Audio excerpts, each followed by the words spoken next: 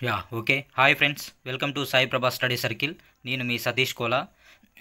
Okay friends, ఈరోజు video చూసుకున్నట్లయితే before వీడియోలో మనం తెలుగు 3వ తరగతి తెలుగు పాఠ్యాంశాలకు సంబంధించి పార్ట్ 1 అనేది కంప్లీట్ చేసుకోవడం జరిగింది. ఈ పార్ట్ 2లో 3వ తరగతి తెలుగుకు సంబంధించినటువంటి మిగతా అంశాలను పూర్తిగా విశ్లేషణాత్మకంగా చూద్దాము ఫ్రెండ్స్. ఓకే ఫ్రెండ్స్, వీడియోకి వెళ్ళే ముందు అందరూ ఒకసారి లైక్ చేయండి, సబ్స్క్రైబ్ చేసుకోండి, షేర్ చేసుకోండి. ఏమైనా డౌట్స్ ఉన్నా కామెంట్ చేయండి ఫ్రెండ్స్. ఓకే, లేట్ చేయకోకుండా వీడియోకి వెళ్ళిపోదామండి. సో చాలా ఇంపార్టెంట్ బిట్స్ అనేవి రావడం జరుగుతుంది ఇక్కడ.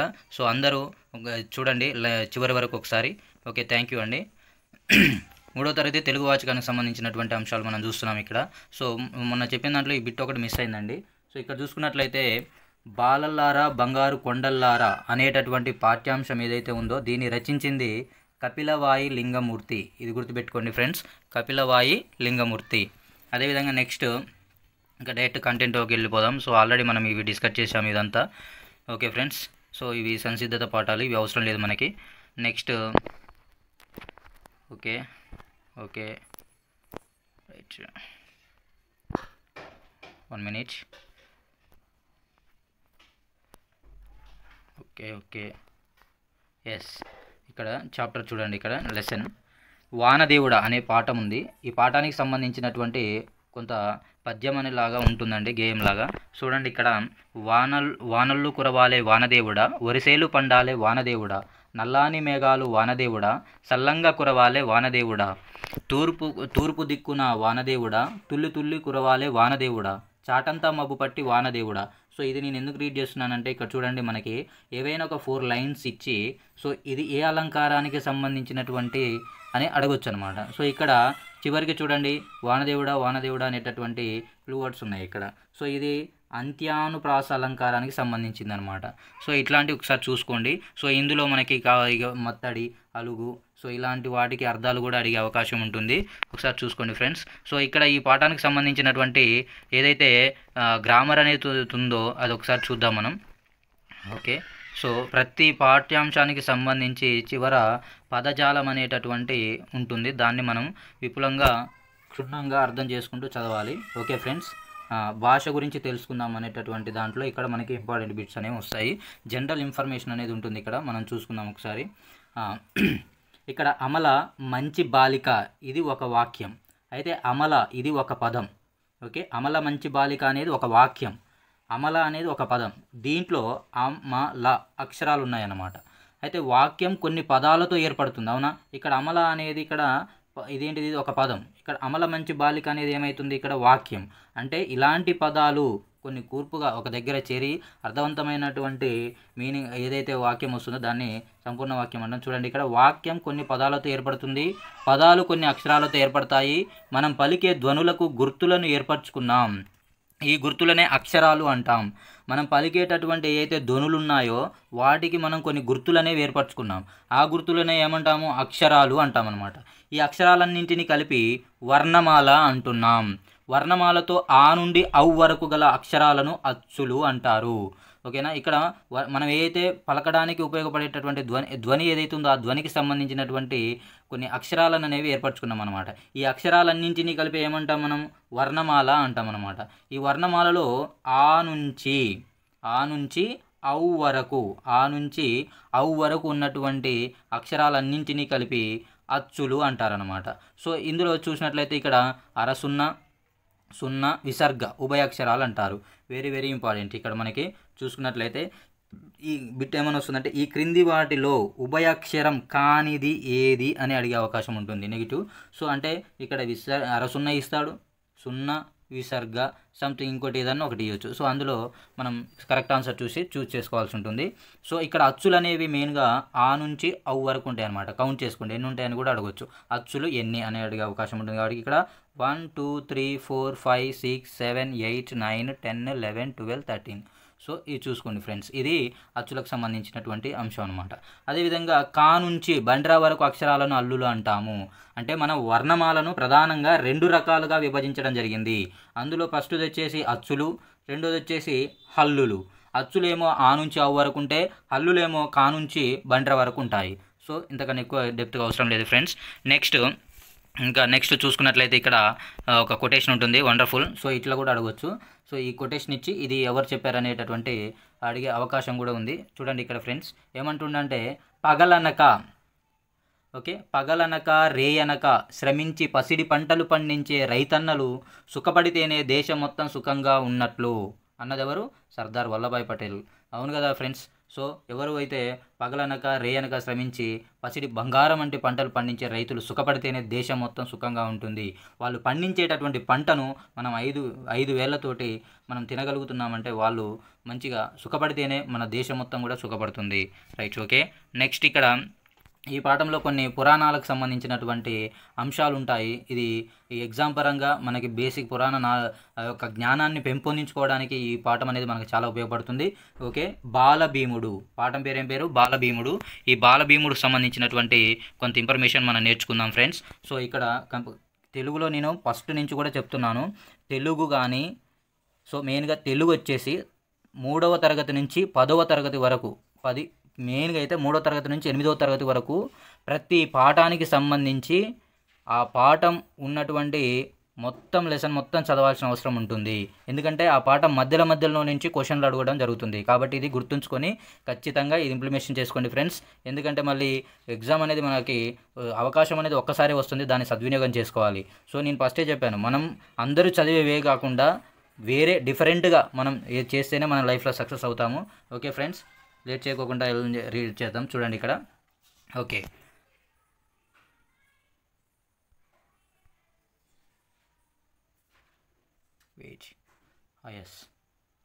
ఓకే ఫ్రెండ్స్, ఒకరోజు కుంతీదేవి తన కొడుకును భుజం మీద ఎత్తుకొని పూల తోటకు పోయింది. నడుస్తుంటే కాలుకు రాయి తగిలింది, ఆమె అడుగు తడబడింది. చేతులు పట్టు తప్పి పిల్లగాడు పెద్ద బండ మీద పడ్డాడు. అయ్యో, నా చిట్టి తండ్రికి ఏమైందో అని కుంతీదేవి ఆగమైంది. వెంటనే బాధపడుకుంటూ బాలుని ఎత్తుకున్నది. ఆశ్చర్యం, బాలునికి ఏం కాలేదు, కానీ ఆ బాలుడు పడ్డ పెద్ద బండ పగిలి ముక్కలైంది. బాలుడు హాయిగా నవ్వుతున్నాడు. అది చూసి అందరూ ఆశ్చర్యపోయారు. ఆ బాలుడిని తల్లి కుంతీదేవి ఎంతో ఇష్టంగా ముద్దాడింది. ఆ బాలుడే బాలభీముడు. ఇక్కడ ఏమడుగుతుందంటే, ఇక్కడ మనం బిట్ ఒకవేళ మామూలుగా నార్మల్గా క్వశ్చన్ పేపర్ అడిగినప్పుడు ఇక్కడ ఏమంటారంటే అంటే భీముడి యొక్క తల్లి ఎవరు అని అడిగే అవకాశం ఉంటుంది, కుంతీదేవి. నెక్స్ట్, బండను పగలగొచ్చిన ఆ బాలుడు సామాన్యుడు కాదమ్మా అని చుట్టుపక్కల వాళ్ళు ముక్కు మీద వేలేసుకున్నారు. పెద్దవాడయ్యాక కొండల్ని పిండి చేసే గొప్పోడవుతాడని పొగిడారు. తండ్రి పాండురాజుకు ఈ విషయం తెలిసింది. బాలభీముడు బలాన్ని చూసి మురిసిపోయాడు. పాండురాజు 5 కొడుకుల్లో భీముడు రెండోవాడు. భీముని అన్న ధర్మరాజు, అర్జునుడు, నకులుడు, సహదేవుడు తమ్ముండ్లు. ఈ 5గురిని పంచపాండవులు అంటారు. ఓకే, పాండురాజు అన్న ధృతరాష్ట్రుడు. ఆయన హస్తినాపురానికి రాజు. ధృతరాష్ట్రునికి 9 కొడుకులు, వారిని కౌరవులు అంటారు. కౌరవుల్లో పెద్దోడు దుర్యోధనుడు. ఇక్కడ మనం బాలభీముడు అనే పాఠం చూస్తున్నాం కదా. ఈ భీముని యొక్క తల్లి కుంతీదేవి, తండ్రి వచ్చేసి పాండురాజు. ఈ పాండురాజుకి 5 కొడుకులు ఉంటారనమాట. ఈ 5 కొడుకుల్లో బాలభీముడు కూడా ఒక కొడుకు కదా. సో అంటే భీముడేమో రెండో వ్యక్తి. సో మొదటి వ్యక్తి వచ్చేసేవారు ధర్మరాజు అనమాట. సో ధర్మరాజు, భీముడు, అర్జునుడు, నకులుడు, సహదేవుడు, వీళ్ళని పంచపాండవులు అంటారనమాట. అయితే ఈ పాండురాజుకు ధృతరాష్ట్రుడు అనేటటువంటి ఒక అన్న కూడా ఉండనమాట. సో ఈ అన్న హస్తినాపురానికి, ఎవరు? ధృతరాష్ట్రుడు హస్తినాపురానికి రాజు. ఈ ధృతరాష్ట్రుడికి ఏమో 9 మంది కొడుకులు ఉండేవారు అనమాట. 9 అంటే 100 మంది కొడుకులు ఉండేవారు. సో వీరినే కౌరవులు అంటారు. సో దీన్ని బట్టి మనకు పురాణాలకు సంబంధించినటువంటి కొంత నాలెడ్జ్ అనేది వస్తున్నట్టు అర్థమవుతుంది కదా. అంటే ఇక్కడ కుంతీదేవి పాండురాజుకు పాండవులని, పంచపాండవులు అనేటటువంటి 5 అన్నదమ్ములు ఉండేవారు. ఓకేనా, కొడుకులు. అదేవిధంగా ధృతరాష్ట్రుడు అనేటటువంటి హస్తినాపురానికి చెందినటువంటి రాజుకు 100 మంది కొడుకులు ఉండేవారు. వీళ్ళనే కౌరవులు అనేవాళ్ళు. ఓకే, సో ఈ కౌరవులలో పెద్దోడెవరు? దుర్యోధనుడు. రైట్. నెక్స్ట్ ఇంకా చూసుకున్నట్లయితే చిన్నప్పుడు పాండవులు కౌరవులంతా కలిసి చదువుకున్నారు, ఆడుకున్నారు. ఆటల్లో భీముడు ఎప్పుడు కౌరవుల్ని ఓడించేవాడు. ఆటల్లో బాగా అలసిపోయి ఆకలి అంటూ మాటికి ఇంటికి పోయేవాడు. ఇంట్లో ఉన్న ఆహార పదార్థాలు ఏమున్నా భీముడు కడుపు నిండా తినేవాడు. తిరిగి వచ్చి చదువుకోవడానికి, ఆడుకోవడానికి పోయేవాడు. ఓకే, ఒకసారి కౌరవులందరూ చెట్టెక్కి పండ్లు తెంపుకుంటున్నారు. అదే చెట్టు ఎక్కబోతున్న భీముణ్ణి కౌరవులు అడ్డుకున్నారు. భీమునికి కోపం వచ్చింది. చెట్టు మొదలు పట్టుకొని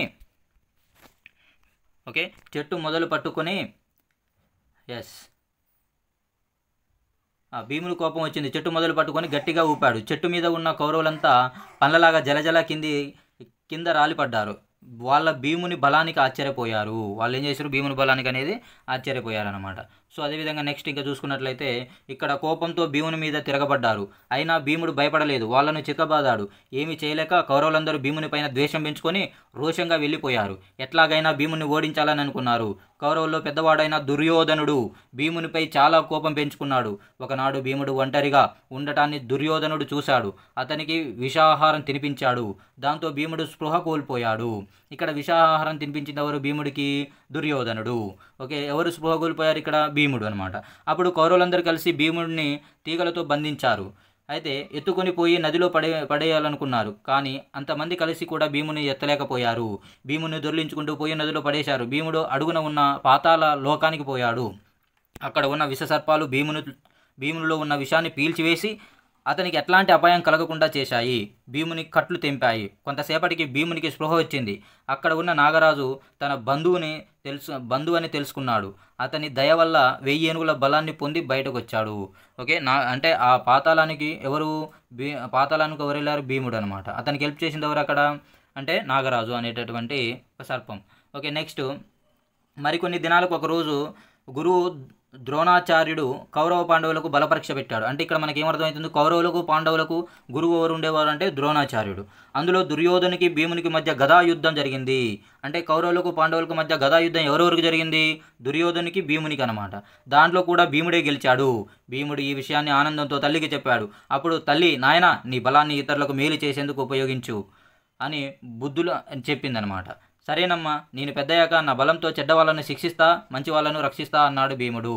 అంటే బాలభీముడు అనేటటువంటి పాఠంలో ఏమన్నాడు, ఇక్కడ ఏమన్నాడు, చెడ్డ వాళ్ళను శిక్షిస్తా, మంచి వాళ్ళను రక్షిస్తా అనే వాక్యాన్ని ఎవరన్నారు అనేటటువంటి అడిగే అవకాశం ఉంది. చూసుకోండి ఫ్రెండ్స్. నెక్స్ట్ ఇక్కడ మనకి ఈ పాఠానికి సంబంధించినటువంటి గ్రామర్ చూసుకున్నట్లయితే ఓకే ఓకే భాష గురించి తెలుసుకుందాం. ఓకే, సో ఇక్కడ అంతగేం లేదు. సో ఇక్కడ ఒక సూక్తి ఉంది చూడండి ఫ్రెండ్స్. ఓకే, సూక్తి కండబలానికి వివేకం, శీలం తోడైతే జీవితంలో అంతా విజయమే, బలమే జీవనము, బలహీనతే మరణం అన్నదెవరు, స్వామి వివేకానంద. చాలా అద్భుతమైనటువంటి సూక్తి ఇది ఫ్రెండ్స్. చూసుకోండి, మనకి మోటివేషన్ కూడా బాగా ఉపయోగపడుతుంది. నెక్స్ట్ అమ్మ అనే పాఠానికి వెళ్తున్నాం మనం. సో ఇక్కడ కూడా గేయం లాగా ఉంది చూసుకోండి ఫ్రెండ్స్. అమ్మ మనకు దైవమురా, అమ్మ ప్రేమ రూపమురా, అమ్మ వంటి దేవత ఈ అవనిలోనే లేదురా. ఓకే, సో ఇట్లా చూసుకోండి ఫ్రెండ్స్. ఇక్కడ మనం చూసుకున్నట్లయితే అన్నీ ఇక్కడ దైవమురా, రూపమురా అనేటటువంటి పదాలు ఉన్నాయి. ఇట్లా ఇచ్చి ఇదే అలంకారానికి సంబంధించిందని అడిగే అవకాశం ఉందని చెప్పాను కదా. సో ఇది అంచానుప్రాస అలంకారానికి సంబంధించింది అనమాట. సో ఇది చూసుకోండి ఫ్రెండ్స్. ఈ లెసన్ అమ్మకు సంబంధించినటువంటి గేయాన్ని పాడుకోండి. నెక్స్ట్ ఇక్కడ గ్రామర్ చూసుకున్నట్లయితే ఓకే ఓకే సో ఇక్కడ చూడండి ఫ్రెండ్స్, ఏమున్నాయి ఇక్కడ, కా గా చ జ ట డ త ద ప బ ఇవి ఒకవైపు ఉన్నాయి. ఇంకోటేమో ఖ గ చ జ ఠ ఢ ద ధ ఫ భ అనేటటువంటి ఫస్ట్ పదాలు, సెకండ్ పదాలు అనేటటువంటి ఉన్నాయన్నమాట. సో అంటే ఇట్లా కా ఖ గ ఘ చ ఛ ఇట్లా ఉన్నాయి. చూసుకోండి ఫ్రెండ్స్. ఇక్కడ ఏమనుందంటే చూడండి, పై పదాల్లో గీత గీసిన అక్షరాలను పలకడంలో తేడా చెప్పండి. ఇక్కడ కా గా చ ట జ ట డ త ద ప వంటి అక్షరాలు తేలికగా పలుకుతున్నాం. ఇట్లా తేలికగా పలికే అక్షరాలను అల్పప్రాణాక్షరాలు అంటారు. అడుగుతాడు అనమాట. ఈ క్రింది వానిలో అల్పప్రాణ ప్రాణాక్షరం ఏది అని అడిగే అవకాశం ఉందన్నమాట. సో ఇక్కడ ఏంటి అవి అంటే ఫస్ట్ లెటర్స్ అనమాట. ఇప్పుడు క గ చ జ ట డ త ద ప బ ఇవన్నీ ఫస్ట్ లెటర్స్. ఖ అంటే రెండో గా ఇట్లా ఛ ఝ ఠ ఢ థ ధ ఫ భ వంటి అక్షరాలను ఒత్తి పలుకుతున్నాం. ఇట్లా పలికే వాటిని మహాప్రాణాక్షరాలు అంటారు. సులువుగా అంటే తేలికగా పలికే అక్షరాలను అల్ప ప్రాణాక్షరాలని, ఒత్తి పలికేటటువంటి అక్షరాలను మహాప్రాణాక్షరాలని అంటారు. So okay friends. నెక్స్ట్ ఇక్కడ కూడా ఒక సూక్తి అనేది ఉంది, చూద్దాం ఇక్కడ. ఎందుకంటే ఈ సూక్తి కొటేషన్ ఇచ్చి ఇది ఎవరు చెప్పారని అడిగే అవకాశం ఉంటుంది. ప్రతి పాయింట్ మనం లైన్ టు లైన్ చదువుకుంటే మనకి చాలా బెటర్. సో ఎందుకంటే ఇక్కడ మనం Telugu okay. AVS, psychology methods ఇవి మనం స్కోర్ చేయడానికి చాలా యూస్ఫుల్గా ఉంటుందన్నమాట. సో ఓకే, మ్యాథ్స్కి సంబంధించి కూడా ఎలా ట్రిక్స్ అనేవి చెప్తాను నేను నెక్స్ట్ ఫర్దర్ క్లాస్లో. ఓకే, ఇక్కడ చూడండి, ఇక్కడ సూక్తి, ఏ రుణమైనా తీర్చుకోవచ్చు కానీ అమ్మ రుణాన్ని తీర్చుకోలేం, అమ్మని మించిన దైవం లేదు. ఎస్, సైల్యూట్ చేయాలి అమ్మకి మనం ఖచ్చితంగా. నెక్స్ట్ ఇక్కడ దయ అనే పాఠం ఉంది. ఓకే, ఇది చదువు ఆనందించు, దీని నుంచి కూడా మనం నీతి అనేది నేర్చుకోవచ్చు, మోరల్ చూద్దాం ఫ్రెండ్స్. ఇక్కడ పూర్వం కపిలవస్తు నగరాన్ని శుద్ధోదనుడు అనే రాజు పరిపాలించేవాడు. ఏ నగరాన్ని? కపిలవస్తు అనేటటువంటి నగరాన్ని శుద్ధోదనుడు అనేటటువంటి రాజు పరిపాలించేవాడు.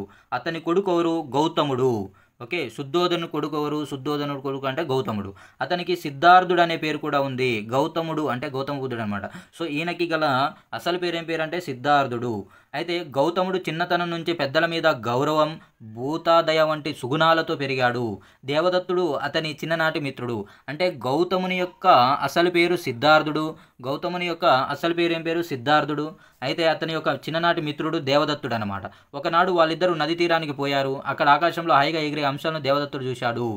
వాటిని వేటాడాలని బాణంతో కొట్టాడు. ఆ బాణం ఒక అంశకు తగిలి గిలగిలా కొట్టుకుంటూ గౌతముని ముందు పడ్డది.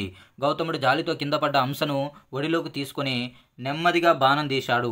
దాని శరీరాన్ని నిమురుతూ దానికి ఊరట కలిగించాడు. అప్పుడు దేవదత్తుడు అక్కడికి వచ్చి, నేను అంశను కొట్టాను కాబట్టి అది నాదే అన్నాడు. మిత్రమా, ఆకాశంలో హాయిగా ఎగిరే అంశను ఎందుకు హింసించావు? జీవహింస పాపం కదా అంటూ అంశను ఇవ్వడానికి గౌతముడు ఇష్టపడలేదు. దాంతో వాళ్ళు కొట్లాట రాజుగారి దగ్గరికి పోయిందనమాట. ఇద్దరు రాజస్థానంలో న్యాయాధికారికి విన్నపించారు. దేవదత్తుని బాణం వల్ల అంశ చచ్చిపోతే అది అతడిది అయ్యేది.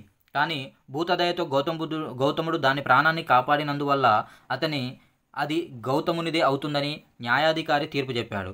ఈ తీర్పుతో దేవదత్తుడు సంతోషపడలేదు. వెంటనే న్యాయాధికారి ఒక పీటను తెప్పించి దాని మీద అంశను ఉంచమన్నాడు. గౌతముని దేవదత్తుని విడివిడిగా అంశని పిలవమన్నాడు. అది ఎవరి దగ్గరికి పోతే అది వారిది అవుతుందని చెప్పాడు. మొదట దేవదత్తుడు అంశని పిలిచాడు. అతని కోపపు చూపుకు, కఠినమైన పిలుపుకు అంశ రాలేదు. గౌతముడు ఆప్యాయంగా అంశను పిలవగానే అంశ అతని ప్రేమ పూర్వకమైన పలుకులకు ఎగిరి వచ్చి చేతిపైన వాలింది. గౌతముని అహింసా పద్ధతికి సభలోని వారంతా చప్పట్లు కొట్టారు.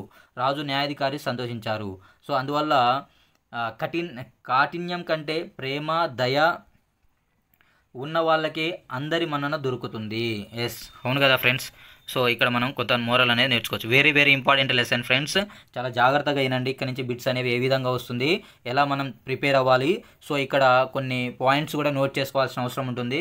సో మన పండగలు వెరీ వెరీ ఇంపార్టెంట్. మన పండగలకు సంబంధించినటువంటి ఇక్కడ విషయం అనేది నేర్చుకుందాం ఇక్కడ. సో ఇక్కడ ఈ లెసన్ సంబంధించి ఎలా ఉందంటే, ఒక్క నిమిషం. ఎస్, పిల్లలకు దసరా సెలవులు ఇచ్చారు. బడి అంతా కోలాహలంగా ఉన్నది. ఇంతలో కవిత టీచర్ అక్కడికి వచ్చిందనమాట. పిల్లలు, నమస్కారం టీచర్. టీచర్ ఏమన్నది? నమస్కారం పిల్లలు, రేపటి నుంచి దసరా సెలవులు కదా, ఎవరెవరు ఎక్కడికి వెళ్తున్నారు అన్నదనమాట టీచర్. అప్పుడు రమణ, సెలవుల్లో నేను మా అమ్మమ్మ వాళ్ళ ఊరికి పోతా టీచర్ అన్నాను అనమాట.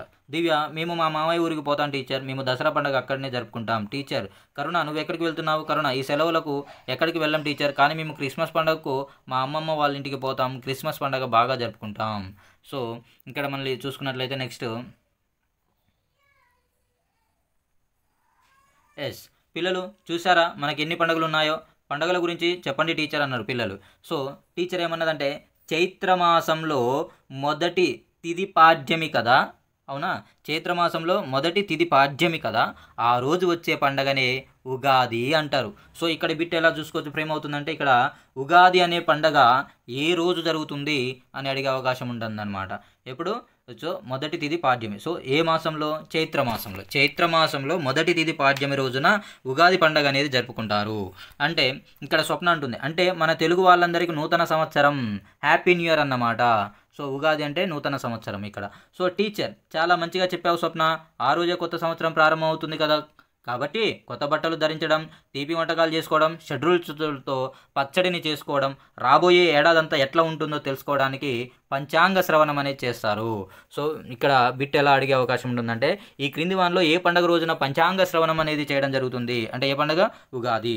ఉగాది తర్వాత 9 రోజులకు అంటే చైత్రమాస శుద్ధ నవమి రోజున శ్రీరామనవమిని జరుపుకుంటాం.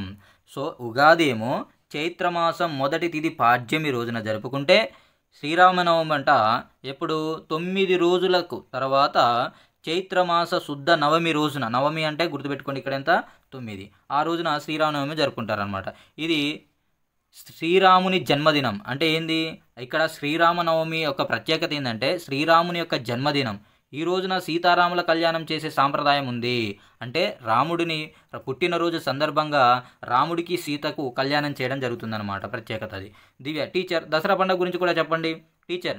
అశ్వయూజ మాసం శుద్ధ దశమి రోజున, వెరీ వెరీ ఇంపార్టెంట్, అశ్వయూజ మాసం శుద్ధ దశమి రోజున దసరా పండుగ జరుపుకుంటాం. ఓకే, రాముడు రావణాసురుణ్ణి సంహరించింది ఈ రోజే. రాముడు రావణాసురుణ్ణి సంహరించింది కూడా ఈ రోజే అని చెప్తున్నారు అనమాట. అయితే మహాభారతంలో పాండవులు జమ్మి చెట్టు మీద దాచిపెట్టిన ఆయుధాలు తీసింది ఈ రోజే. అందుకే ఈ రోజును విజయదశమిగా పిలుస్తాం. దసరా పండగ నాడు పాలపిట్టను చూస్తాం, జమ్మి చెట్టుకు పూజ చేస్తాం. అంటే ఇక్కడ దసరా పండగ అనేది మెయిన్గా ఎప్పుడు చేసుకోవడం జరుగుతుంది? అశ్వయుజ మాసం శుద్ధ దశమి రోజున చేసుకుంటే ఇక్కడ మెయిన్గా 2 ప్రత్యేకతలు అనేవి ఉన్నాయన్నమాట. దసరా పండగ ఎందుకు జరుపుకుంటున్నాం అనేది, ఇక్కడ రాముడు రావణాసుని సంహరించింది ఇదే రోజు. మహాభారతంలో ఉన్నటువంటి పాండవులు మనం ఇంతకుముందు నేర్చుకున్నాం కదా, సో ఆ పాండవులు జమ్మి చెట్టు పైన వాళ్ళ యొక్క ఆయుధాలను తీసిందనమాట. జమ్మి చెట్టు మీద దాచిపెట్టినటువంటి ఆయుధాలను తీసింది కూడా ఈరోజు. అందుకే ఈ దసరాని విజయదశమి అని కూడా అంటారు. సో ఈ విజయదశమి రోజున, దసరా పండుగ రోజున పాలపిట్టను చూస్తే చాలా మంచిదని జమ్మి చెట్టుకు పూజ చేయడం అనేది జరుగుతుంది. నెక్స్ట్ ఇక్కడ చూసుకున్నట్లయితే నెక్స్ట్ దివ్య, బతుకమ్మ పండుగను కూడా అప్పుడే జరుపుకుంటారు కదా టీచర్. ఇప్పుడు టీచర్ అంటుంది అవును, ఇదే సమయంలో బతుకమ్మ పండుగను కూడా ఎంతో సంబరంగా జరుపుకుంటాం. దసరా తర్వాత 25 రోజులకు అశ్వయూజ బహుళ అమావాస్య రోజు. ఇక్కడ చూడండి, దసరా జరుపుకున్నటువంటి 20 రోజుల తర్వాత అంటే అశ్వయూజ బహుళ అమావాస్య రోజు దీపావళి పండుగ జరుపుకుంటాం. లోకాలను పట్టి పీడుస్తున్న నరకాసుర వధ జరిగిన సందర్భంగా ఈ పండుగ జరుపుకుంటున్నాం. Very very important. సో మనకి మినిమం మన యొక్క పండుగలు ఎందుకు జరుపుకుంటున్నాం ఏందనేటటువంటి మినిమం కాన్సెప్ట్ అనేది మనము ఈ విధంగా కూడా నేర్చుకోవచ్చు అనమాట మన ప్రిపరేషన్లో భాగంగా. దీపావళి పండుగ ఎందుకు జరుపుకుంటాం? నరకాసుర వధ జరిగిన సందర్భంగా ఈ పండుగ అనేది జరుపుకుంటారనమాట. అందుకుగాను పటాకులు కాలుస్తారు, లక్ష్మీ పూజలు చేస్తారనమాట. ఓకే, నెక్స్ట్ ఏమంటే తిరుమల అడుగుతుండు, వినాయక చవితి కూడా చాలా పెద్ద పండుగ కదా టీచర్. అవును, అప్పుడు టీచర్ ఏమంటుంది? అవును తిరుమల, వినాయకుని యొక్క పుట్టినరోజును వినాయక చవితిగా, సూర్యుడు మకర రాశిలోకి ప్రవేశించే రోజును సంక్రాంతిగా, శివలింగోద్భావం జరిగిన రోజును శివరాత్రిగా, ఇట్లా ఎన్నో పండుగలు జరుపుకుంటాం. సరే కానీ రజియా, మీరు ఏం పండుగలు జరుపుకుంటారో చెప్పు. ఇక్కడ చూడండి, సో చాలా ఈజీగా తీసేయొద్దు, ఎందుకంటే ఈ పారాగ్రాఫ్లో మనకి ఇంపార్టెంట్ బిట్స్ అనేవి ఉన్నాయి. వినాయక చవితి ఎందుకు జరుపుకుంటాం? ప్రత్యేకత అంటే వినాయకుని యొక్క పుట్టినరోజు, సూర్యుడు మకర రాశిలోకి ప్రవేశించిన రోజును సంక్రాంతికి జరుపుకుంటాం, లింగోద్భవం జరిగిన రోజును శివరాత్రి జరుపుకుంటాం అనమాట. ఓకే, అప్పుడు రజియా ఏం చెప్తుంది? మేము రంజాను, బక్రీదు, మొహరం పండుగలను చాలా గొప్పగా జరుపుకుంటాం టీచర్. అయితే రంజాన్ అంటే నాకు చాలా ఇష్టం అంటుందన్నమాట. అయితే ఓకే చూద్దాం, అప్పుడు టీచర్ ఏమంటుందంటే ఎస్, రంజాన్ అనేది ఇస్లాం క్యాలెండర్లో ఒక నెల పేరు. ఓకేనా, ఈ క్రింది వన్లో రంజాన్ డాష్ అని అడిగే అవకాశం ఉంటుంది. ఏంటి రంజాన్ అనేది ఏంటిది? ఇది ఒక నెల పేరు అనమాట. సో ఈ రంజాన్ నెలలోనే ముస్లింల పవిత్ర గ్రంథమైన దివ్య ఖురాన్ ఆవిర్భవించింది. ఈ ఖురాన్ ఈ రంజాన్ నెలలోనే ఆవిర్భవించింది అనమాట. అందుకే ముస్లింలందరూ ఈ నెల రోజుల పాటు కఠిన ఉపవాస దీక్షలతో ఉండి నెల చివరన ఈద్ ఉల్ ఫితర్ రంజాన్ పండుగను ఎంతో ఘనంగా జరుపుకుంటారు. ఇంకా త్యాగానికి ప్రతీకగా నిలిచే బక్రీదు, మొహరం పండుగలు కూడా పెద్ద ఎత్తున జరుపుకుంటారు. కరుణ, టీచర్ మేము ప్రతి సంవత్సరం డిసెంబర్ 25న క్రిస్మస్ పండుగ చాలా బాగా జరుపుకుంటాం. అంటే ఇక్కడే ఈ క్రింది వన్లో డిసెంబర్ 25న జరుపుకునే పండుగ డాష్ అని అడిగే అవకాశం ఉంటుంది. ఇక్కడ ఏంటిది? ఇది క్రిస్మస్. అయితే దానికి చిన్న చిన్న గంటలు కూడా చూడండి, దానికి చిన్న చిన్న గంటలు కూడా కడతాం. ఈరోజు క్రిస్మస్ చెట్టుని రంగురంగుల నక్షత్రాలతో, బల్బులతో అలంకరిస్తాం. దానికి చిన్న చిన్న గంటలు కూడా కడతాం. కొత్త బట్టలు ధరించి చర్చిలో ప్రార్థన చేస్తాం. ఎవరు అంటారు? కరుణ అనమాట. సో నెక్స్ట్ ఓకే, ఇంకా అప్పుడు టీచర్ ఏమంటుంది? ఎస్, అవును, యేసుక్రీస్తు జన్మించిన రోజైన క్రిస్మస్ పండుగను క్రైస్తవులంతా ఎంతో విశేషంగా జరుపుకుంటారు. అయితే యేసు జన్మించినప్పుడు ఆకాశంలో ఒక నక్షత్రం మెరిసింది. ఆ నక్షత్రాన్ని అనుసరించి వెళ్ళిన 3 జ్ఞానులకు బాలయేసు కనిపించాడట. అందుకే క్రైస్తవులు ఆ రోజు నక్షత్రాలతో ఇంటిని అలంకరించుకుంటారు. ఓకేనా, క్రైస్తవులు క్రిస్మస్ పండుగ రోజు ఎందుకు నక్షత్రాలు అనేవి ఇంటిపైన పెట్టుకుంటారంటే రీజన్ ఇదనమాట. ఓకే, నెక్స్ట్ లలిత. టీచర్, మా లంబాడి తండలో మేము తీజ్ పండుగ జరుపుకుంటాం. ఈ క్రింది వాళ్ళలో తీజ్ పండుగను ఎవరు జరుపుకుంటారు? ఎవరు? లంబాడి. ఓకేనా. పిల్లలు, ఇప్పుడు టీచర్ అంటుంది, పిల్లలు లలిత చెప్పింది విన్నారా? గిరిజనులకు కొన్ని ప్రత్యేకమైన పండుగలు ఉంటాయి, అందులో లంబాడి జరుపుకునే తీజ్ పండుగ ఒకటి. ఇది కన్నె పిల్లలు జరుపుకునే పండుగ అని అడగవచ్చు. ఈ తీజ్ పండుగని ఈ క్రింది వాళ్ళలో ఎవరు జరుపుకుంటారు అంటే మహిళలందరూ, చిన్న పిల్లలు అంటారు. సో ఇట్లా ఆప్షన్స్ని బట్టి మనం చూసుకోవాలన్నమాట. ఎవరు జరుపుకుంటారు? కన్నె పిల్లలు. ఒక రకంగా బొడ్డెమ్మ పండుగ వంటిది. తండాలోని ఆడపిల్లలు శీతలా భవాని లంబాడి దేవతకు పూజ చేసిన తర్వాత ఆ పండుగ జరుపుతారు. అడవిలో దొరికే దూసేరు తీగతో అల్లిన బుట్టలు, అంటే ఇక్కడ చూడండి, ఇక్కడ తీజ్ పండుగలో ఏం చేస్తారు? దూసేరు తీగతో అల్లిన బుట్టలతో తండా నాయకుని చేత పుట్టమన్ను పోయించి, ఇది తీగ ఇంపార్టెంట్, ఇది చూడండి. సో ఈ క్రింద అంటే బుట్టను ఏ తీగతో అల్లి చేస్తారు అని అడిగే అవకాశం ఉంటుంది. వాటిలో నానబెట్టిన గోధుమలు జల్లుతారు. తొమ్మిదో రోజున ఆడపిల్లలు మొలకెత్తిన నారును అన్నదమ్ములకు ఇచ్చి ఆశీర్వాదం తీసుకొని నృత్యాలు చేస్తూ వెళ్ళి ఆ బుట్టలను నిమజ్జనం చేస్తారు. పిల్లలు, టీచర్ మాకు వివిధ మతాల వారు జరుపుకునే ముఖ్యమైన పండుగల గురించి ఎంతో బాగా చెప్పారు. ఓకే, సో నెక్స్ట్ ఇంకా చూసుకున్నట్లయితే ఎస్. ఓకే, సో టీచర్, పేరుకు వివిధ మతాల పండుగలైన అందరం కలిసి జరుపుకుంటాం. హిందువులు చేసుకున్న పిండి వంటలు ఇతర మతాల వారికి పంచడం, పీర్ల పండుగ మొహరం హిందువులు ముస్లింలు కలిపి జరుపుకోవడం, వినాయక నిమజ్జనం రోజున ముస్లింలు చలివేంద్రాలు ఏర్పాటు చేసి జనానికి నీళ్ళందించడం, ముస్లిం పండుగలప్పుడు హిందువులు క్రిస్టియన్లు భోజనానికి పిలవడం, ఇట్లా కలిసి మెలిసి పండుగలు జరుపుకోవడం మన సాంప్రదాయం. మన తెలంగాణ రాష్ట్రంలో హిందువులు ముస్లింలు క్రిస్టియన్లు అందరూ కలిసిమెలిసి పండుగలను ఆనందంతో జరుపుకుంటారు. ఇంతతో బడిగంట మోగింది. పిల్లలందరూ టీచర్కు దసరా శుభాకాంక్షలు తెలిపి ఇంటి దారి పెట్టారు అనమాట. రైట్, నెక్స్ట్ ఇక్కడ ఇందులో మనం ఏమేమి గ్రామర్ ఉందని చూద్దాం ఇక్కడ. ఓకే ఫ్రెండ్స్, ఇది పారాగ్రాఫ్ అనేది చదువుకోండి. ఇక్కడ కింది పేరా చదివి ప్రశ్నలు జవాబులు రాయమంటుండు. బొడ్డెమ్మ ఆడపిల్లల పండుగ. ఇది పారాగ్రాఫ్ని ఎలా చేయాలంటే ఇక్కడ చూడండి, ఫస్ట్ క్వశ్చన్స్ చదువుకోవాలి మనం చేసుకునే ప్రాసెస్. ఇక్కడ బొడ్డెమ్మ ఎవరి పండగ? బొడ్డెమ్మ ఎవరి పండగ? ఇక్కడ చూడండి, బొడ్డెమ్మ ఎవరి పండగ అంటే క్వశ్చన్స్. బొడ్డెమ్మ పండగ ఎప్పుడు వస్తుంది? ఓకే, బొడ్డెమ్మ గద్దెను ఎట్లా చేస్తారు? బొడ్డెమ్మ పండుగను ఎట్లా జరుపుకుంటారు? బొడ్డెమ్మ పండుగ దేనిని పోలి ఉంటుంది? ఫస్ట్ క్వశ్చన్ చదువుకున్న తర్వాత ఇప్పుడు ఆన్సర్ చూసుకోవాలన్నమాట. సో బొడ్డెమ్మ ఎవరి పండగ? బొడ్డెమ్మ ఆడపిల్లల పండగ. ఓకేనా, ఎవరి పండుగ? ఆడపిల్లల పండుగ. నెక్స్ట్, బొడ్డెమ్మ పండుగ ఎప్పుడు వస్తుంది? కన్నెపిల్లలు బాలికలు తమ పెళ్లిళ్ళు ఘనంగా మంచిగా జరుపుకొని ఎంతో సంబరంగా జరుపుకుంటారు. ఈ పండుగ భాద్రపద బహుళ అమావాస్యకు ముందు ప్రారంభమవుతుంది. ఓకేనా, అది రాయాలన్నమాట ఇక్కడ. సో నెక్స్ట్, బొడ్డెమ్మ గద్దెను ఎట్లా చేస్తారు? 9 రోజులు ఆడిపాడి అమావాస్యకు ముందే బొడ్డెమ్మ నిమజ్జనం చేస్తారు. పుట్టమన్నుతో గద్దెను చేసి ముగ్గులు పెట్టి దానిలో వెంపలి చెట్టును పెడతారు. ఓకేనా, ఇది బొడ్డెమ్మ గద్దెని ఎట్లా చేస్తారంటే. బొడ్డెమ్మ పండుగ ఎట్లా జరుపుకుంటారు? అక్కడే గౌరమ్మను పెట్టి పూలతో అలంకరించి ఆడుకుంటారన్నమాట. సో బొడ్డెమ్మ పండుగ దేని పోలి ఉంటుంది? బంజారాల తీజ్ పండుగను పోలి ఉంటుంది. ఇది బొడ్డెమ్మ పండుగ తీజ్ పండుగకి కంపారిజన్. నెక్స్ట్ ఇక్కడ మనం చూసుకున్నట్లయితే నెక్స్ట్ ఏం వస్తుందంటే yes. Okay friends, video length అయినా పర్వాలేదు, చూసుకొని ఇంపార్టెంట్ బిట్స్ అనేవి రావడం జరుగుతుంది ఇక్కడ.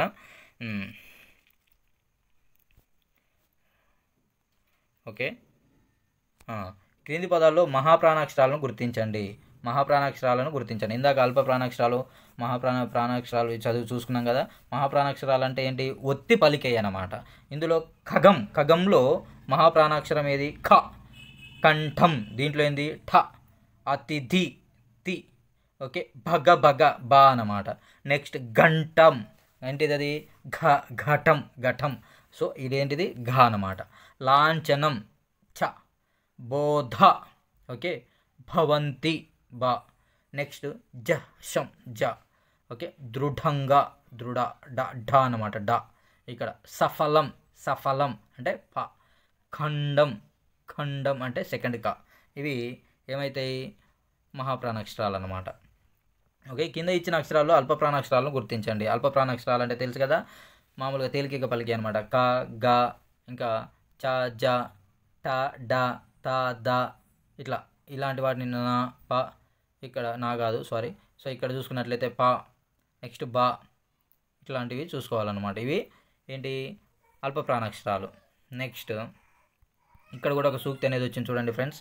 జనం సంఘటితమయ్యే కార్యమే మంచి కార్యం. అవునా, అందరూ మెచ్చిన కార్యమే మంచి కార్యం అనమాట. జనం సంఘటితమయ్యే కార్యమే మంచి కార్యం. సామూహిక కార్యక్రమాల వల్లనే మనలో ఐక్యత ఏర్పడుతుంది. ఎవరు చెప్పారు? Doctor BR Ambedkar. Doctor BR Ambedkar చెప్పడం జరిగింది అనమాట. నెక్స్ట్ కాకు లెక్కకు సంబంధించి ఇక్కడ ఒక అంకె అనేది ఉంటుందన్నమాట. ఇది స్టోరీ కూడా చదువుకోండి ఫ్రెండ్స్. సో అని నెక్స్ట్ ఓకే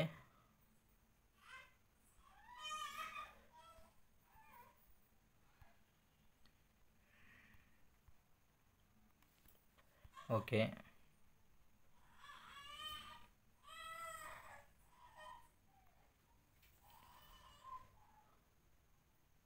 ఎస్.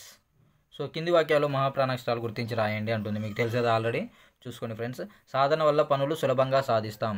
ఓకే, ఏం రాయాలి? మహాప్రాణాక్షరాల్లో రాయాలన్నమాట. సాధన ద ఇట్లా చూసుకొని భ ది అనేది కూడా. పాఠంలోని కథ చదివాను. పాఠంలోని కథ చదివాను. ట ట ఇక్కడ ట అండ్ థ ఇట్లా. ఆషాఢ ఢ. శ్రావణ భాద్రపద. ఓకేనా, ఇలాంటివి చూసుకొని రాయండి. మహాప్రాణాక్షరాలు ఆల్రెడీ ఎక్స్ప్లెయిన్ చేసాను కదా. ఓకే, నెక్స్ట్ ఇక్కడ కూడా ఒక సూక్తి అనేది ఉంది చూడండి ఫ్రెండ్స్. ఓకే, సమయస్ఫూర్తి, వివేకం, చాకచక్యం, కార్యశూరత ఉన్నవారికి సర్వత్ర విజయం లభిస్తుంది. లేగదూడ. సో లేగదూడ, లేగదూడ అనే పాఠం ఇది కూడా అలంకారాలకు సంబంధించి అడిగే అవకాశం ఉంటుంది. ఊసులాడే మూగ ఇక్కడ చూద్దాం. Sorry, yes. ఓకే, సో ఒకసారి చూసుకోండి ఇది. నెక్స్ట్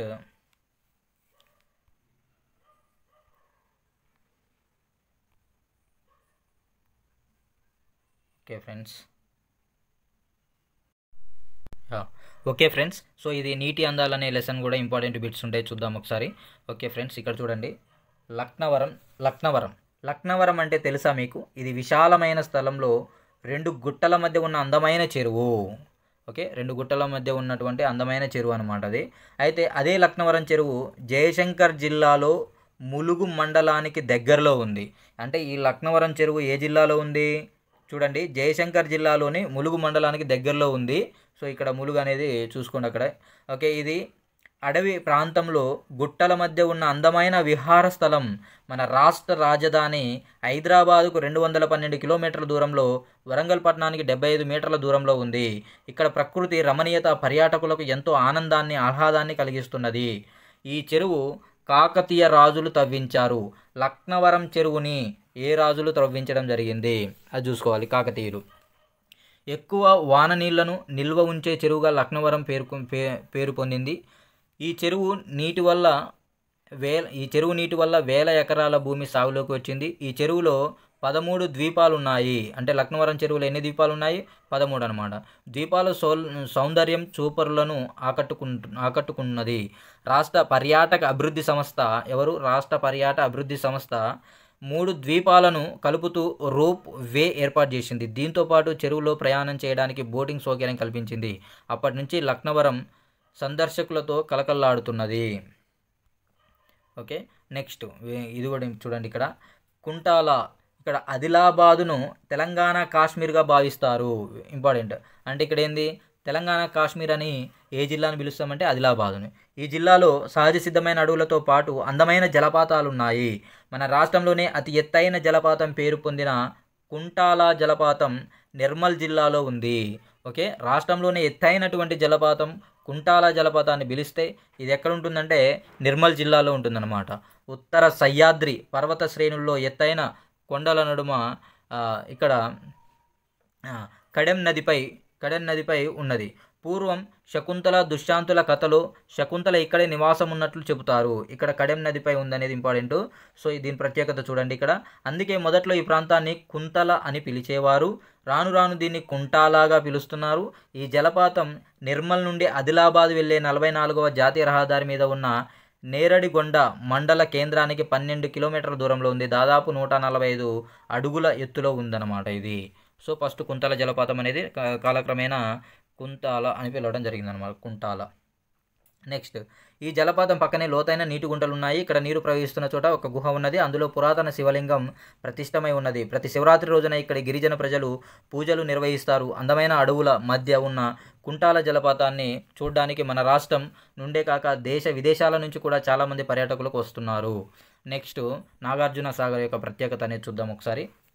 ఇక్కడ చూసినట్లయితే తెలంగాణలో ప్రతి ఒక్కరూ చూడదగిన ప్రాజెక్టు నాగార్జున సాగర్ ప్రాజెక్టు. ప్రపంచంలోనే అతి ఎత్తైన రాతి కట్టడం, ఇంపార్టెంట్, ప్రపంచంలోనే అతి ఎత్తైన రాతి కట్టడం నల్లగొండ జిల్లాలో కృష్ణానది మీద దీన్ని నిర్మించారు. 1955లో భారత్ తొలి ప్రధానమంత్రి జవహర్లాల్ నెహ్రూ శంకుస్థాపన చేశారు.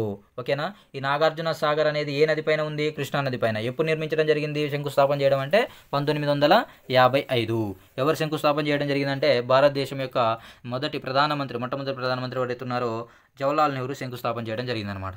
ఇక్కడ నుంచి 14 కిలోమీటర్లు లాంచ్లో ప్రయాణం చేసి నాగార్జున కొండ వస్తుందన్నమాట. అక్కడ 14 కిలోమీటర్లు లాంచ్లో ప్రయాణం చేసి నాగార్జున కొండ అనేది వస్తుంది. ఇక్కడ పురావస్తు శాఖ వాళ్ళు జరిపిన తవ్వకాల్లో అనేక బౌద్ధ శిల్పాలు దొరికినవన్నమాట. అవి క్రీస్తు శకం 1-3 శతాబ్ద కాలం నాటివి. వీటికి ఒక మ్యూజియం ఏర్పాటు చేసి సందర్శకుల కోసం అందుబాటులో ఉంచారు. ఇక్షాక రాజులు ఈ ప్రాంతాన్ని విజయపురి పేరుతో పరిపాలించారు. నాగార్జున సాగర్ నుంచి 10 కిలోమీటర్లు ప్రయాణం చేస్తూ అనుపు అనే ప్రదేశం వస్తుంది. అంటే ఏంటంటే నాగార్జున సాగర్ నుంచి 10 కిలోమీటర్ ప్రయాణం చేస్తే అనుపు అనే ప్రదేశం వస్తుంది. ఇక్కడ బౌద్ధ మతానికి చెందిన నాగార్జునుడు విశ్వవిద్యాలయాన్ని నిర్మించారు. ఇక్కడ చూడండి, అనుపు అనే ప్రదేశం వస్తుందంట. ఇక్కడ బౌద్ధ మతానికి చెందిన నాగార్జునుడు విశ్వవిద్యాలయాన్ని నిర్మించాడు. అంటే ఏ ప్రదేశంలో నాగార్జునుడు విశ్వవిద్యాలయాన్ని నిర్మించాడంటే ఏ ప్రదేశం? అనుపు. నెక్స్ట్ చూసుకున్నట్లయితే నాగార్జున సాగర్ భారతదేశంలో 2వ అతిపెద్ద బహుళ సాధక ప్రాజెక్టు. నీటితో బహుళ సాధక అంటే నీటికి, సాగుకి, విద్యుత్కి రకరకాలుగా ఉపయోగపడుతుంది అనమాట. సాగునీటితో పాటు విద్యుత్ ఉత్పత్తికి ఉపయోగపడే ప్రాజెక్ట్ ఇది. ఇక్కడ రోజు 810 మెగావాట్ల విద్యుత్ ఉత్పత్తి అవుతుంది. నాగార్జున సాగర్ విద్యార్థుల విహారయాత్రకు అనువైన ప్రదేశం. ఓకే. నెక్స్ట్ ఇక్కడ ఒక పదజాలం గ్రామర్కి సంబంధించి చూసుకుంటే కింది పదాల వరుసలో ఒక పదం వేరుగా ఉంది, దాన్ని గుర్తించండి అంటుండు. చెరువు, కుంట, సరస్సు, నది. ఇక్కడ చెరువు, కుంట, సరస్సు, నది. సో ఇది కుంట సరస్సు, నది ఒకటి. ఓకే. సో ఇక్కడ చూసుకున్నట్లయితే చెరువు అనేది అట్లా ఉంటుంది. ఓకే. మందారం, గులాబీ, కలువ, మల్లెలు. ఓకేనా. సో ఇక్కడ మందారం, గులాబీ, కలువ, మల్లెలు. So okay. సో ఇక్కడ మందారం, గులాబీ, కలువ, మల్లెలు. మందారం, గులాబీ, మల్లెలు. కలువ అనేది డిఫరెంట్ అనమాట. గోదావరి, కృష్ణ, లక్నవరం, మంజీరా. ఈ గోదావరి, కృష్ణ, మంజీరా అనేటటువంటి నదులు. ఇది లక్నవరం అనేది ఒక చెరువు అనమాట. నాగార్జున సాగర్, శ్రీరామ్ సాగర్, హైదరాబాదు, జూరాల. ఇవేమో ప్రాజెక్ట్స్, ఇవేమో ప్రదేశం అనమాట. సో ఇట్లా చూసుకోండి ఫ్రెండ్స్. నెక్స్ట్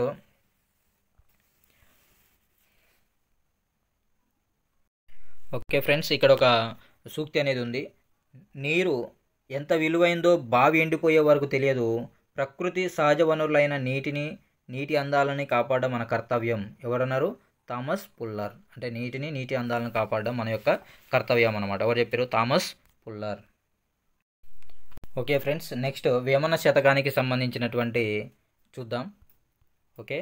సో ఆల్రెడీ మీకు తెలిసివి. సో ఇక్కడ చూసినట్లయితే అల్పుడెప్పుడు పలుకు నాడంబరముగాను, సజ్జనుండు బలుకు చల్లగాను, కంచు మోగునట్లు కనకంబు మోగున, విశ్వదాభిరామ వినురవేమ. సో ఇట్లా పద్యం, ఈ వేమన పద్యాలు ఇచ్చినప్పుడు లాస్ట్కి మనకి మకుటం అనేది చాలా ఈజీగా ఉంటుంది. విశ్వదాభిరామ వినురవేమ. సో ఈ పద్యం యొక్క తాత్పర్యం చూసినట్లయితే అల్పుడెప్పుడు పలుకు నాడంబరముగాను, సజ్జనుండు బలుకు చల్లగాను, కంచు మోగునట్లు కనకంబు మోగున, విశ్వదాభిరామ వినురవేమ. ఓకే. తాత్పర్యం చూద్దాం ఫ్రెండ్స్. చెడ్డవాడు ఆర్భాటంగా మాట్లాడుతాడు. అల్పుడు ఎప్పుడు ఎట్లా మాట్లాడతాడు? నాడంబరముగాను, అంటే ఆర్భాటంగా మాట్లాడుతుంది అనమాట. మంచివాడు ప్రశాంతంగా మాట్లాడతాడు. ఎవరు? సజ్జనుడు వినసొంపుగా, చల్లగా, ప్రశాంతంగా మాట్లాడతాడనమాట. అదే కంచు కంగున మోగుతుంది, కానీ బంగారం అట్లా మోగదు కదా. సో దీన్ని మనం ఇప్పుడు అల్పుడు ఈ క్రింది వానిలో దేనితో పోల్చాడు అనేటటువంటి, అల్పుడిని దేంతో పోల్చాడు అనేటటువంటి అడిగే అవకాశం ఉంటుంది. కంచు. సజ్జనుడిని దేంతో పోల్చాడు అంటే బంగారంతో. అట్లా చూసుకోవాలి ఫ్రెండ్స్. నెక్స్ట్ పద్యం వచ్చేసి ఉప్పు కప్పురము నొక్క పోలిక నుండు జూడ జూడ రుచులు జాడవేరు పురుషులందు పుణ్య పురుషులు వేరయా విశ్వదాభిరామ వినురవేమా. ఇది వేమన పద్యానికి సంబంధించినటువంటిది. దీని యొక్క తాత్పర్యం చూసినట్లయితే ఉప్పు కర్పూరము రెండు చూడడానికి పైకి తెల్లగానే ఉంటాయి. ఉప్పు కర్పూరం రెండు చూడడానికి ఎట్లా ఉంటాయి? తెల్లగానే ఉంటాయండి. కానీ చప్పరించి చూస్తే రుచులు వేరుగా ఉంటాయి.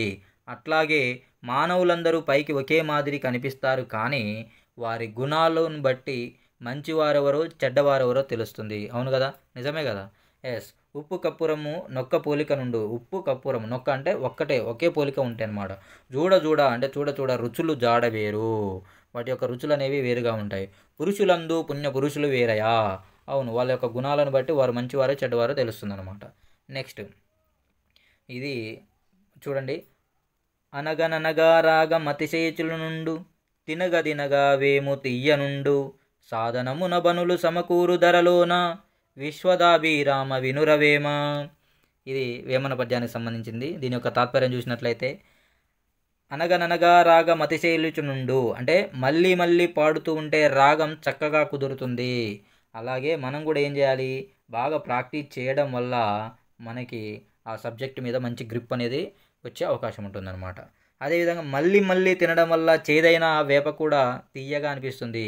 అట్లాగే ఏ పనైనా పదే పదే చేయడం వల్ల అనుకూలంగా మారుతుంది. సో ఇదన్నమాట. నెక్స్ట్ పద్యం వచ్చేసి చూస్తే ఇక్కడ అనువు గహనీ చోట నది కూలమనరాదు కొంచెమైనా నదియు గొదువగాదు కొండ యుద్ధమందు కొంచెమయ్యుండదా విశ్వదాభిరామ వినురవేమా. ఇది వేమన పద్యానికి సంబంధించినటువంటిది. దీని యొక్క తాత్పర్యం చూస్తే అనువుగాని చోట నది కూలమనరాదు అంటే వీలుగాని చోట గొప్పవాళ్ళని గొప్పవాళ్ళమని అనుకోకూడదు. అక్కడ మన గొప్పతనం కనిపించకపోయినా తక్కువేమీ కాదు. కొంచెమైనా నదియు గొదవగాదు అదే అక్కడ మన గొప్పతనం కనిపించకపోయినా అనేది తక్కువేమీ కాదు.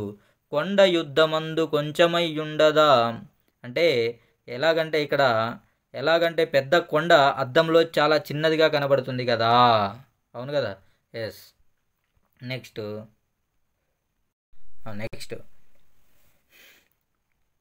ఓకే. సో ఇనుము విరిగినేని ఇరుమారు ముమ్మారు కాచి ఎతకవచ్చు గమ్మరీడు మనసు విరిగనేని మరియంట నేర్చున విశ్వదాభిరామ వినురవేమా. అంటే ఇక్కడ దీని యొక్క తాత్పర్యం చూస్తే కమ్మరి విరిగిన ఇనుప వస్తువుని ఎన్నిసార్లైనా కొలిమిలో కాల్చి అతికిస్తాడు, కానీ మనసు విరిగితే దాన్ని అతుకలేము అంటే అతికించలేమన్నమాట. ఇనుము విరిగనేని ఇరుమారు ముమ్మారు అంటే ఎన్నిసార్లు అని 3 సార్లు అట్లా, కానీ కాచి అతికియవచ్చు. అయితే గమ్మరీడు అంటే ఎవరైనా కమ్మరివాడు. ఓకే. నెక్స్ట్ పద్యం వచ్చేసి చూస్తే ఇక్కడ ఓకే చూడండి ఫ్రెండ్స్. తప్పులెన్నువారు తండోపతండంబు లూర్విజనులకెల్ల నుండు తప్పులెన్నువారు తప్పులెరుగరు విశ్వదాభిరామ వినురవేమ. ఎస్, నిజం కదా ఫ్రెండ్స్. ఇది మన లైఫ్ సరౌండింగ్ నడుస్తూనే ఉంటుంది. లోకంలో ప్రతి మానవుడు తప్పు చేస్తాడు, కానీ ఎదుటివారు తప్పుల్నే లెక్కిస్తాడు. తప్పు పట్టే వారికి తమ తప్పు తెలియదు. ఎస్. నెక్స్ట్ ఇక్కడ చూసుకున్నట్లయితే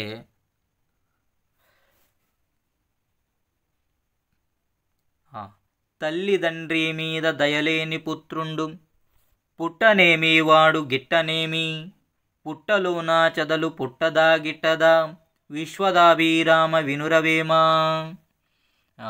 తల్లిదండ్రులపై దయలేని కొడుకు పుట్టినా ఒకటే చచ్చినా ఒకటే, అంతే కదా. పుట్టలో చదలు పుడుతుంది, నాశనం అవుతుంది, దానివల్ల ఎవరికేం లాభం. ఎస్.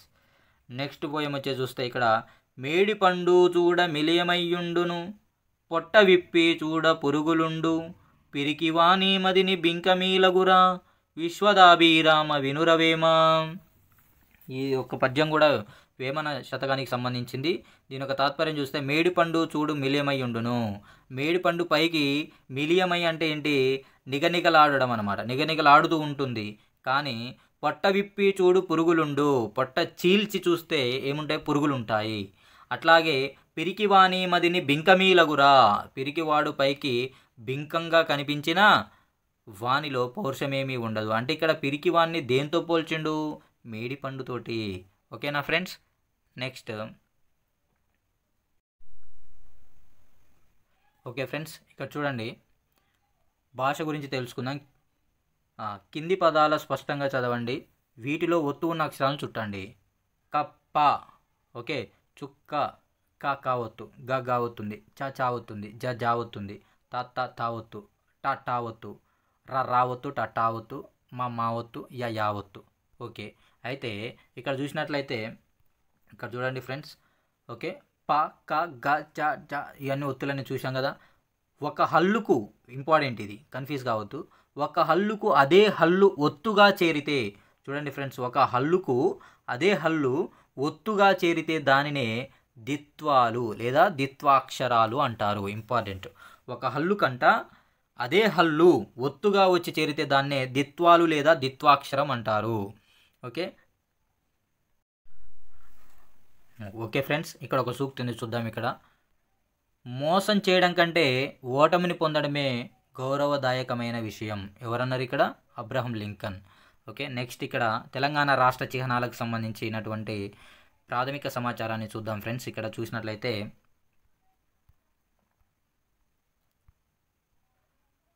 ఓకే రైట్, మన తెలంగాణ రాష్ట్రం ఎంతోమంది త్యాగదనుల ఆకాంక్షల ప్రతిరూపం. దాదాపు 6 దశాబ్దాలు మన భాష, సంస్కృతి, అస్తిత్వం కోసం జరిపిన పోరాటంలో చివరికి విజయం సాధించింది తెలంగాణ. జూన్ 2, 2014 రోజున భారతదేశంలో 29వ రాష్ట్రంగా అవతరించింది. ఓకే, మనది ఎన్నో రాష్ట్రంగా అవతరించింది? 29 అనమాట. ఇప్పుడు ప్రజెంట్ అయితే 28 ఉన్నాయి. సో ఇక్కడ ఇప్పుడు జూన్ 2, 2014న. ఓకే, నెక్స్ట్ తెలంగాణ రాష్ట్రానికి తొలి ముఖ్యమంత్రిగా పదవి చేపట్టిన శ్రీ కల్వకుంట్ల చంద్రశేఖరరావు గారి ఆధ్వర్యంలో మన రాష్ట్ర చిహ్నాలను ఎంపిక చేశారు. అంటే తెలంగాణ రాష్ట్రానికి మొదటి ముఖ్యమంత్రిగా ఎవరికి బాధ్యతలు వహించారు? శ్రీ కల్వకుంట్ల చంద్రశేఖరరావు గారు. ఓకేనా, కేసీఆర్. తెలంగాణ చరిత్ర, సంస్కృతి, సాంప్రదాయాలు ప్రతిబింబించే విధంగా తెలంగాణ రాష్ట్రానికి అధికార చిహ్నాలు ఎంచుకున్నారు. మన రాష్ట్ర జంతువు జింక, రాష్ట్ర పక్షి పాలపిచ్చ, రాష్ట్ర వృక్షం జమ్మి చెట్టు, దీన్నే శమీ వృక్షం అని కూడా అంటారనమాట. ఇట్లాంటి బ్రాకెట్లో ఉన్నాయి కూడా చూసుకోవాలి ఫ్రెండ్స్. రాష్ట్ర పుష్పంగా తంగేడు పువ్వును ఎంపిక చేశారు. తెలంగాణ ప్రజల బోలతనానికి, ప్రేమకు గుర్తుగా జింకను తీసుకొని రాష్ట్ర జంతువుగా ఎంపిక చేశారు. అంతేకాకుండా అడవుల్లో నివసించే జింకలు అంతరించిపోతున్న సందర్భంగా పర్యావరణాన్ని దృష్టిలో పెట్టుకొని జింకను రాష్ట్ర జంతువుగా ఎంపిక చేశారు. ఓకే, నెక్స్ట్ పాలపిట్ట తెలంగాణ సంస్కృతిలో భాగం. దసరా పండుగ రోజు తెలంగాణ ప్రజలు ఊరి పొలిమేర దాటి వెళ్ళడం ఒక ఆనవాయితీ. అలా వెళ్ళిన ప్రజలు ఆకాశంలో స్వేచ్ఛగా తిరిగే పాలపిట్టను చూడడం ఒక రివాజు. పాలపిట్టను దర్శనం చేసుకుంటే పాపాలు తొలగిపోతాయని నమ్మకం. స్వేచ్ఛకు చిహ్నంగా పాలపిట్టను రాష్ట్రపక్షిగా ఎంపిక చేశారు. భారతదేశంలో పాండవులు వనవాసం చేస్తున్న వేళ తమ ఆయుధాలను జమ్మి చెట్టు మీదనే దాచిపెట్టారని, వాటి ద్వారానే విజయం సాధించారని పురాణ కథ చెబుతుంది. ఓకే, నెక్స్ట్ తెలంగాణలో అతిపెద్ద పండుగ దసరా పండుగ. ఈరోజు పాలపిట్టను చూడడానికి ఊరి పొలిమేర దాటి పాలపిట్టను చూసిన ప్రజలు జమ్మి చెట్టును పూజించి దాన్ని తీసుకొని మిత్రులకు ఇచ్చి అలాయి బలాయి తీసుకుంటారు. అలాగే తెలంగాణలో జమ్మి ఆకుల్ని బంగారం అని కూడా పిలుస్తారు. ఈ క్రింది వానిలో దేన్ని బంగారం అని పిలుస్తారనే అడిగే అవకాశం ఉంటుంది, చూసుకోండి ఫ్రెండ్స్. జమ్మి ఆకుల్ని బంగారం అంటారు అనమాట. చిన్నవాళ్ళు పెద్దవాళ్లకు బంగారాన్ని ఇచ్చి కాళ్ళు మొక్కి దీవెనలు తీసుకుంటారు అనమాట. చిన్నవాళ్ళు పెద్దవాళ్ళకి బంగారం అంటే ఏంటిది? జమ్మి ఆకుల్ని ఇచ్చి కాళ్ళు మొక్కి దీవెనలు తీసుకుంటారు అనమాట. జమ్మి చెట్టు విజయానికి గుర్తు కాబట్టి తెలంగాణ రాష్ట్రానికి ఈ వృక్షాన్ని చిహ్నంగా ఎంపిక చేశారు. బతుకమ్మ సిగలోన తంగేడు పువ్వు, బతుకంతా బంగారమైన నవ్వు.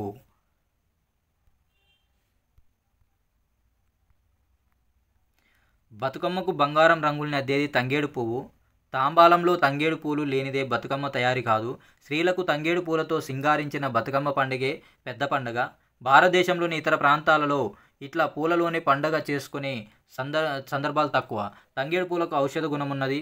పసుపు వర్ణపు తంగేడు పువ్వు తెలంగాణ రాష్ట్ర సిగలో పుష్పమై అలంకరించబడింది. తెలంగాణ రాష్ట్ర చిహ్నమైంది. తెలంగాణ శ్రీ పవిత్రంగా ఆడుకునే బతుకమ్మ పండుగను ప్రభుత్వం గుర్తించి రాష్ట్ర పండుగగా ప్రకటించింది. తంగేడు పువ్వు, పాలపిట్ట, జమ్మి చెట్టు, జింక ఇవన్నీ కూడా మన సంస్కృతంలో భాగం అన్నమాట. తెలంగాణ ప్రజల మనస్సుకు అద్దం పట్టేవి. మన తెలంగాణ రాష్ట్రానికి మనకు సంబంధించిన వాటిని అధికారికంగా రాష్ట్ర చిహ్నంగా ప్రభుత్వం ఎంపిక చేయడం అందరికీ ఎంతో సంతోషం కలిగించింది. ఓకే ఫ్రెండ్స్, ఫ్రెండ్స్ ఇక్కడ చూడండి, కింది పదాలు ధారాళంగా స్పష్టంగా చదవండి. ఒత్తు అక్షరాలను సర్కిల్ చుట్టండి అంటుండే. ఇక్కడ ఒత్తు అక్షరం కీకి తావుతుంది, రాకి మావత్తు, మూర్ఖు జ్ఞా. ఓకే, వ్యక్తిత్వంలో ఇట్లా చూద్దాం. అయితే పై అక్షరాలను గమనించారు కదా, ఇట్లా ఒక హల్లుకు మరొక హల్లు ఒత్తుగా చేరితే దాన్ని సంయుక్త అక్షరం అంటారు. ఇందాక ద్విత్వాక్షరం అంటే ఏంది, ఒక హల్లుకు అదే హల్లు ఒత్తుగా వచ్చి చేరితే దాన్నే ద్విత్వాక్షరం అంటామని చెప్పినాం. ఇప్పుడు ఏమంటుండు, ఒక హల్లుకు మరొక హల్లు ఒత్తుగా చేరితే దాన్నే సంయుక్త అక్షరం అంటారు. ఓకే, ఇలాంటివి చూసుకోవాలి ఫ్రెండ్స్ మనం. ఎస్ ఫ్రెండ్స్, ఇక్కడ చూడండి, కింది పదాలను ధారాళంగా స్పష్టంగా చదవమంటుండే, కింది అక్షరాలు స్పష్టంగా పలకండి. ఇక్కడ చూద్దాం, ఇక్కడ పై అక్షరాలు చూశారు కదా, ఇక్కడ ఒక హల్లుకు 2 హల్లులు ఒత్తులు చేరాయి. ఒక హల్లు కంట 2 హల్లులు ఒత్తులు చేరాయి, అవునా కదా ఫ్రెండ్స్. ఇక్కడ చూడండి, సా ఉంది, దానికి తావొత్తుంది, రావొత్తుంది అనమాట. ఇట్లా టావొత్తు రావొత్తు. ఓకే, సో ఇట్లాంటివి ఒక హల్లుకు 2 హల్లులు ఒత్తులు చేరాయి. ఇట్లా ఒక హల్లుకు 2 ఒత్తులు చేస్తే వాటిని సంశ్లేష అక్షరాలు అంటారు. అంటే ఇక్కడ మనం ద్విత్వాక్షరం, సంయుక్తాక్షరం, సంశ్లేషాక్షరం అనేటటువంటివి క్షుణ్ణంగా నేర్చుకోవడం జరిగింది ఫ్రెండ్స్. ఓకే ఫ్రెండ్స్, ఈరోజు క్లాస్ ఇది. సో ఇంకేమైనా చిన్న చిన్న అంశాలు ఉంటాయి, ఒకసారి బుక్ చూసుకోండి ఫ్రెండ్స్. ఇవి ఆల్రెడీ అర్థాలు మనం నేర్చుకున్నాం. సో ఓకే ఫ్రెండ్స్, మీకు వీడియో నచ్చినట్లయితే సబ్స్క్రైబ్ చేసుకోండి, లైక్ చేయండి, షేర్ చేయండి ఫ్రెండ్స్. సో నాకు ఈ విధంగా మీరు సబ్స్క్రైబ్ చేసుకోవడం వల్ల నాకు బూస్టింగ్ అనేది అవుతుంది. నేను ఇంకా ఎక్కువ మంచి మంచి వీడియోలు చేయడానికి నేను చాలా సిద్ధపడుతుంటాను. కాబట్టి ఓకే ఫ్రెండ్స్, ఇంకా ఫర్దర్ క్లాస్లో నెక్స్ట్ మ్యాథ్స్ క్లాస్లో అనేవి చూద్దాం. Thank you friends, have a nice day.